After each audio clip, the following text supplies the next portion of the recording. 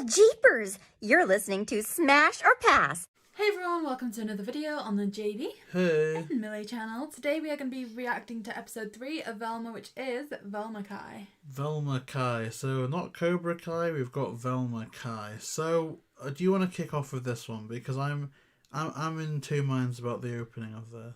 I don't even know if I've honestly got the opening of this right. I've literally just put that Velma's crazy. Velma's crazy. I mean, that was my impression of the opening. I mean, here's the thing. It was about, time to stop addressing all the it's time to start addressing the rumours. Is Velma Dinkley gay? I'll say this. In terms of animation direction, I like how it starts off with. In terms of music, I like it because we've just had the revelation at the end with the kiss and the fact that you see her waking up and it takes her through where the character herself stays still, but the background changes, reflecting that she's distracted by her own mind, that she is going through the motions of the day. I like it, but I just don't like where it ends. Like, it's when she's about to ask, is Velma Dinkley gay? It's like, why, one, is she referring to herself as Velma Dinkley? And then why don't they let the show say the word gay? Like, why is it interrupted by Velma's dad going, oh, what are you doing? You gave the cat steroids. It's like, we had good direction. We got some decent information. It's like, yes, Velma is confused at this point. But then why are we spending time to go, oh, the cat's got steroids? It's like, why? Like, we just got somewhere. How do we, and correct me if I'm wrong, because I could have got this wrong and this could be completely politically and socially incorrect, and if so, I apologise for my lack of knowledge and whatever, but how do we make the jump from Velma's drooling over Fred, kisses Daphne, and then jumps to being gay?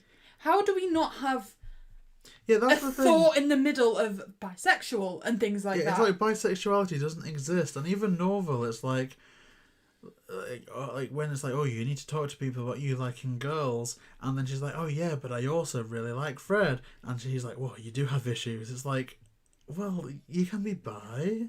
In an ideal world, I think it would be less confusing if everyone was, but why is it either you like women or you like men?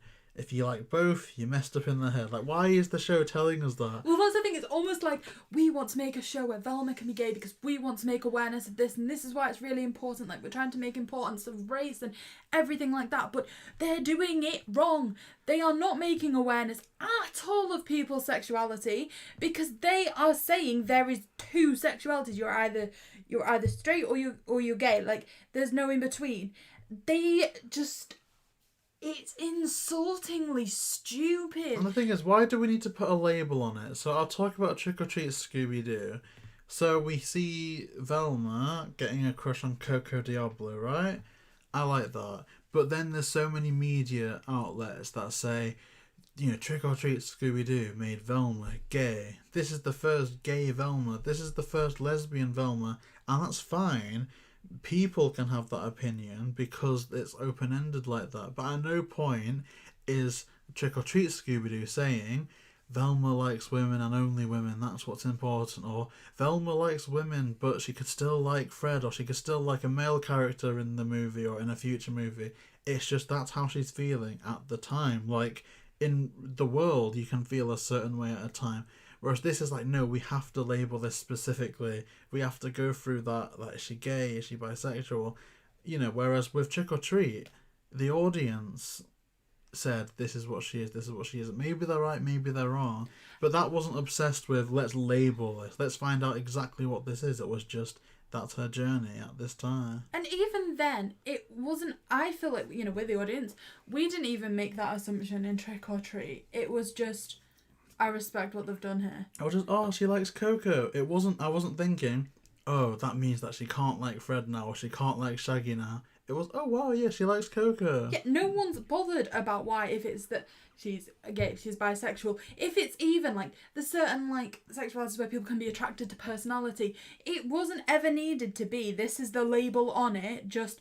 All we ever said is, I like what they've done here. But I think Velma, the show, has exposed a little bit of an issue in human race. Because I think, maybe people can go, oh, so is Velma this, is Velma that. People did that after Trick or Treat. But think back to Alien Invaders. When we first saw Shaggy, get a crush on the Hex girls, or Shaggy get a crush on, Crystal. No one was like, oh my gosh, that means Shaggy is heterosexual. Oh, that means that he can't like Fred. Like, it was just, oh, wow, yeah, look, he likes Crystal. And then when Crystal turned out to be an alien, it's like, oh, wow, Shaggy likes aliens. Is that like a new sexuality? Like, you're just happy for them. Oh, wow, look, that's a good moment on the screen. Like, that's happening. That's cool. Yeah, that's what it is, right? You're just happy for the people. You just get an air of happiness to you. Like, oh, that's really nice. Or, this is such a great moment for Velma because they never establish anything for her. She's finally getting a character arc. No, you have to go, oh, she's bisexual on Tuesday mornings and heterosexual on Wednesdays because she's an aqueous moon born under the Virgo satellite station. And it's like, come on, can we just stop? This is what, like, as a society, this is actually genuinely what makes me a little bit angry because... So, a backstory, not saying who it's from. A school of somebody I know was trying to teach children about what sexualities were, right? And they said that being a lesbian is when a girl loved another girl. And somebody who I know came home from school in tears because she said she loved her friends and was worried that meant she could only be a lesbian. Yeah, because you have to skirt around things. Just go like, yeah. It's when you are sexually attracted. If you're a woman sexually attracted to another woman, you are a lesbian. Not, oh, it's love. Like, and I think that's the thing. Like, we try and like tiptoe around that anything that isn't heterosexual, that it ends up being more confusing than anything. Like, just say, if you're a man attracted to men, you are gay. If you're a man attracted to men and women, you're bi. Like, you don't need to skirt around things. It's like, I don't want to get too deep, but it's a bit like they say that you should teach your kids proper anatomy words, biological anatomy words, because if something does happen, you can miss something like, like if you skirt around it, like, oh, and then, Uncle Henry, played with the, you know what I mean? Like, it just makes it mature, it makes it clear. I think that's all it needs, but it's just the labeling, like, maybe she is bi, maybe she is gay, but like, why is this a whole journey? All this does is solidify everything that's wrong with society as opposed to take steps to improve it. There is a vast kind of misunderstanding that if a female's attracted to a female, they're a lesbian. That's definitely not the case. And it's not just... always, No, it's not, like, it's definitely not always the case, is what I was meaning.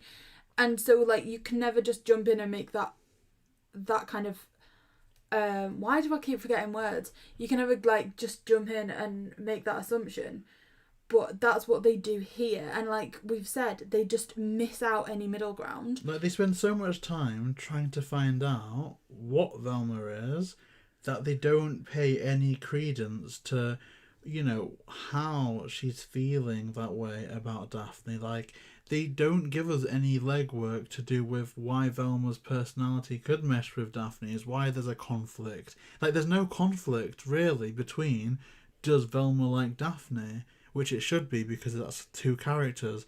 It's a conflict of, is Velma gay? And how come it takes them kissing for us to get to this point? Because when they grabbed hands in the last episode, there was love hearts and everything everywhere. Why wasn't it starting to be a consideration then? Why is it only once she's kissed her that she's like, oh, this is the feelings, even though there was love hearts and everything everywhere and they just touched hands? I mean, obviously, I guess there's we can't really speak about the intricacies of this because I think both heterosexual people talking, so maybe we don't have a ground to fully analyse it. But in terms of representation in media, I do think, for me personally, and again, maybe this isn't my place to speak on, but I preferred how it was done in Trick or Treat, and in loads of other shows like Sex Education. Maybe there is that exploration there, but it's ultimately about what it means for those two characters as individuals, and not, let's generalise these people and generalise those people. You're not trying to put them into one of society's boxes. Yeah. You're looking at them as people. This is looking at everything as just boxes. Which is it's so simplified, especially for what's meant to be a show for adults. They could have given us a bit more emotional, writing versus all gay people like this. So is she that way? Like, it's almost how I'd have expected them to write something like this when we were kids. Yeah, before there was the social understanding. Yeah. No, I'd agree. Whereas now, yeah, it's a very... I'm going to say it's insulting how they handle it. And that's kind of the bottom line. Yeah. So from there, gosh, Velma's taken a look at the file and she's found out the phone last went off at... I could be skipping a stage out here, but Velma finds out that her mum's phone last went off at Fred's house. So she wants to try and get in and speak to Fred to work out what's going on there. Which is alright, because now we get some clue. Like, Velma finds a clue. Okay, good. That's a very Velma thing to do. The storyline's picked up. It gets some doubt on Fred. So I guess superficially, it moves the plot along in that point. So okay, I give it points for that. A minuscule amount, because how much time do we waste faffing around over this? She goes to the prison, she gets hallucinations, she gets kicked out. Shaggy goes to the prison, gets kicked out, goes back with a cardigan, gets greeted like a god. Like, it's just a waste of time, because then it doesn't become about him finding information from Fred, it becomes about him counselling other inmates and getting it wrong. And we're not even touching on the tournament that happens like in between. Yeah. So then we get cutscenes in between all of this rubbish where like Daphne and Velma have a fight, and doesn't Daphne like pretty much KO Velma, right? And I was thinking in the first instance. And then we find the need to build up an entire tournament that comes back to the rematch where again Velma is a heartless cow. And then Daphne wins again. We already know Daphne's more physically powerful than Velma. We just build the entire episode up to establishing it a second time. I mean, it did entertain me, because at this point I'm not thinking they don't ask any intelligent questions with this or attempt to. Like, I feel like when they were talking about Velma's sexuality, they were trying to tackle a topic that they didn't have the intelligence to tackle. Whereas with this, it was just a stupid brawl, and I feel like they did have the intelligence to write a stupid brawl. So superficially, I was enjoying seeing Daphne beating up with the women, because hey, look, Daphne is strong, and the way Velma was able to use her bulky self to win battles, I was liking. I think it showed two different fighting styles decently. But then I think they took it too far when Daphne started stabbing someone with a pen, because they could have used, because it was a bigger, more hulking woman. We've seen Daphne defeat, Zarkos and stuff. It could have just been used as a fun action scene, and I would have liked that.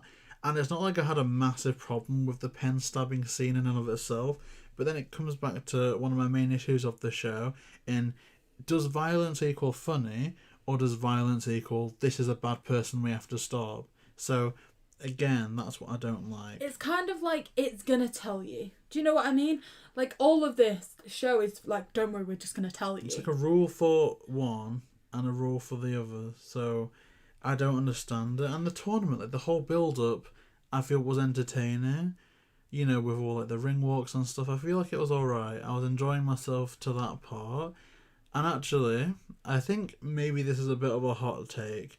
I actually did like the scene of Velma reading the diary, because it reminded me a little bit of 21 Jump Street, in that we had Velma reading off a diary showing that Daphne is vulnerable, she's not as cool, quote unquote, as people think she is. Now, if that had happened when we were kids, when we were at school, I feel like people back then would have laughed, like, oh my gosh, this person's going to counselling, this person speaks about their feelings, how funny is that? Like, that was the attitude, at least in my school. I won't speak for your school, 100%. But now I feel that we've moved on in society, and mental health is important. Mental health is something that people go on, and there's so many celebrities now that advocate for going to see a therapist, going to counselling, that if someone tried to do that amongst decent people with a modern mind, yeah, they would go, what are you doing, Velma? Like, mental health is really important. Like, why are you trying to shame her for that? And so I liked it, as far as I thought it was good satire on what was then and what is now. One thing that I liked that for as well, and the show obviously I don't think fully got this at the time, but it's kind of like this shows Velma and we're the people in the audience. They are blurting out about issues they don't understand, and we're having to sit there and shout that you've got this wrong. I think there's definitely that parallel to be drawn, and if anything, all it achieves is just making Velma more unlikable. She's already the most unlikable person in this show. Oh yeah, it definitely puts Velma as the out of touch bad person, yeah. It's just solidifying all of this, that she's the worst person here. But you know what I mean with like 21 Jump Street, when Channing Tatum's like, what's all that gay music? Because that's how he spoke, you know, at school. And then they were like, what? You homophobic? Like, I feel there's like quite it was a lot like that. of things here. Like when the mums go into the school undercover, when there's the Candyman storyline and stuff. Candyman. Like the person that wrote this has definitely seen Jump Street. And again, the therapy sweater, I was kind of lukewarm on. I thought it was entertaining when I first saw it. Now I didn't think it was awful, but then I do think that they do enough with the therapy fountain to go, yeah, there are some things that just make you feel more, even if it's superficially like a commentary, like, oh, all therapy offices have a fountain in movies, you know. Like, cause I think that having the therapy fountain, turning it on, it worked, because I feel like if it was another episode of this, they would have gone, oh my gosh, that's the therapy fountain, because you know how in teen movies nowadays every therapy office had a fountain. They didn't say that and just gave us the therapy fountain. So I was like, oh, okay, I like that. I want one of them. Okay, JayBee, I've got a question for you. What? So you like the therapy fountain? I like the therapy fountain. You like that Daphne was shown to be a strong woman? Yeah. What does to an extent. What does this episode do for the series, for the plot? I don't think it does a lot for the plot. In fact, I think it does nothing for the plot. Well, you know what I mean though. But I feel like last episode did plot stuff and I wasn't invested. And here's the thing, right? I feel like this show, it can't do plot. And maybe if they did a season 2, it shouldn't do plot. Just give us stupid skits for 10 minutes and just let us switch our brains off and just see people doing bizarre things. It's like on YouTube, I can be entertained by the stupidest things, like people skiing and then they fall over. I think that's what this show works its best at, when it's just doing stupid stuff. When it tries to do anything more than that, I don't think it works.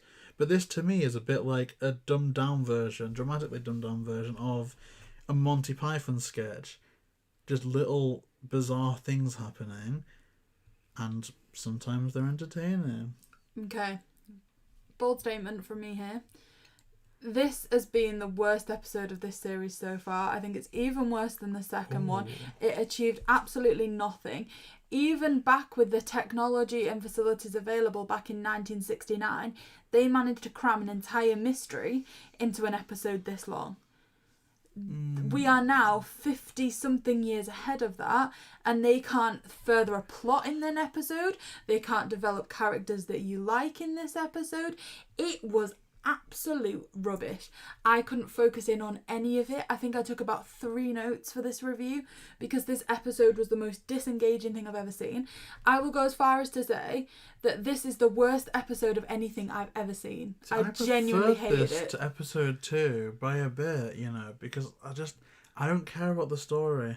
I really don't. I don't care about the story or the characters, so what have I got? I don't care about the story or the characters, but I can appreciate people saying stupid things if you don't take it too seriously.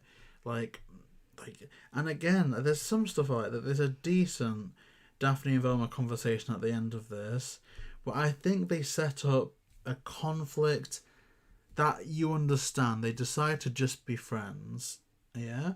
And I like that conclusion for these characters ultimately, because I think again it's very put them in a box. Like there's a friendship group, 2 men, 2 women, 1 woman's a lesbian. Oh, it has to be with the other woman. Like the world sometimes works like that, but I think it's too simplified. It's too much of an oversimplification that one of them is into women, so it's they have to pair up now. Like I don't like that for these 2. I think Velma should be with someone, but I would like it to be like a Coco Diablo or something, because I just, you know what I mean, that's just me. So I like that conclusion, but there's also conflict there. Like they're still blushing when they hug. I don't mind that, but I know where it's going. I know that ultimately from what I like about this conversation, they just revert back to the dumbness and stupidity of how it was set up originally. So, as an episode in and of itself, it does a lot that I enjoy. It's just, I don't back where it takes any of it later on. But as an episode itself, I don't mind it. And even the stuff in the prison, like the therapy cardigan, the fact that it was a dumb idea to begin with, but the fact that they take it all that way, I think it follows through on the stupid jokes in this more than it follows through with the storyline. Like, we see the story from like the drug dealing in the last episode. That's literally nowhere to be seen here. But, you know, like, it was more of a self-contained skit to me. And I didn't mind what the skit was skitting for a lot of it. Now, so is this a smash or pass for you? Well, let me see. So there's a post-credit scene, Fred tasered. I didn't like that. I don't know where Velma was getting the Daphne pictures. That was confusing. I would watch this one again. I won't You lie. are kidding I think me. we're differing on this one quite a bit. Remove the first 5 minutes, and I'm not having a bad time in this episode. I think I would loosely smash this one. You're ridiculous. I think with the tournament and the therapy scenes, I think it does enough. For me personally, if I'm not thinking about this as a narrative, I think it does enough. You're so silly. You're so stupid. Literally, if they were to make an episode about Daphne going shopping, you'd smash it. You don't care, right? You're saying smash because Daphne, it was predominantly Daphne fighting women well. That's the only reason you're smashing Look, it, is because it was an episode on Daphne fighting. The reason you passed the last episode was because they were portraying Daphne in a bad light. She was a drug dealer, she didn't have her hair down, and she had a jacket on over her dress. So all of a sudden, you're like, whoa, what are they doing to Daphne? This is the worst thing. I need to pass this. I object. But because they've got her as some feminist icon prancing around in a circle knocking women out, you're like, yes, feminism! I'm a feminist! Woo, Okay, Daphne! let me ask you a question. Do you like Mindy Kaling Velma? I hate her. Does she or does she not get kicked in the face so hard she flies into the wall in this episode? That's not yet, but that think if it it was doesn't Mindy help. Kaling, you've got I'm not they should saying doing that. It would this be more is satisfying. masterful. I'm not saying this is going to be my top choice. I'm just saying, for what this series has presented, I think this one does enough to entertain me more than it annoys me. I think you need to check yourself, because you've passed episodes I know. from back in 1969 Yeah. where they managed to construct a plot, good characterization. I don't know. You cannot say, I don't know other about than that. liking a waterfall, anything that's not Daphne that you like about this episode, really. I don't know. I think it's incredibly based. Maybe with people won't agree, but I feel like this does enough for me personally. I think I enjoyed more in this than I didn't like. Can I ask you a question, JayBee? No. What's your thoughts on Shaggy in this series? Well, there's no. It's novel. Yeah. What's your thoughts? They're alright. They're just there. Yeah. They don't write them very well. They're just there. They That's exist. you. You see how hard he simps over Velma? No, That's I think you you're for getting, Daphne. I think you're getting the wrong end of the stick. I really do, because there's some episodes coming up that's very Daphne centric that I'm not. And arguably, the last one was Daphne centric. Yeah, but it wasn't the right portrayal of Daphne, and she didn't have her hair down the entire time. We know how you'd feel about that. I don't know why you're getting upset. Like, I just feel like if you give Daphne some episode where she's not doing a victimless crime, I don't know how you can back that. I didn't back it. It wasn't a victimless crime. Yeah, but you also admitted that if it was her doing OnlyFans or some other Yeah, because that's a victimless crime. No, but because it's sexualization of Daphne, you would back that. Because it's a victimless crime. Just saying, JayBee. I can't. How can you back Just someone saying, JayBee. that does a non-victimless crime? I'm just saying, JayBee. There's some strange coincidences here. I don't think you're arguing your point very well. I understand where you're coming from, but I feel like I Look, don't know. my point is better constructed than a single one of these episodes. So I I'll don't take know about it. that. I think you're just going for the emotional response, but people can decide that in the comment section. I feel like I presented my points well, And my reasons were, like, it doesn't need to be a sexualizing thing as long as it's a victimless crime. Like, these are characters we're supposed to be invested in from episode 1 to episode 10. We want to root for them and back for them. And so naturally, them doing something that causes people harm is not what I want to see. So I feel like I did enough, but yeah, I don't know. I think you've exposed yourself a bit there. But this wasn't a great episode. But for this series, I think it's up there for me. Now, up there for this series may be the 10th level of hell. I'm not disputing that. But I do feel like for this series, I did enjoy it more than episode 1, more than episode 2. But we will see. We will see. Bear in mind, it's still a relatively new series. Like, if you asked me about my MCU listing 10 years ago, 5 years ago, compared to now, compared to next week, compared to 5 years' time, it's different. So we will see. We will see. This is just how I'm feeling today. So yeah, thank you so much. You've been on Daphne's Supply. Thank you so much to everyone for watching this. If you do want to see more, then please like, comment, and subscribe. JayBee and Milly.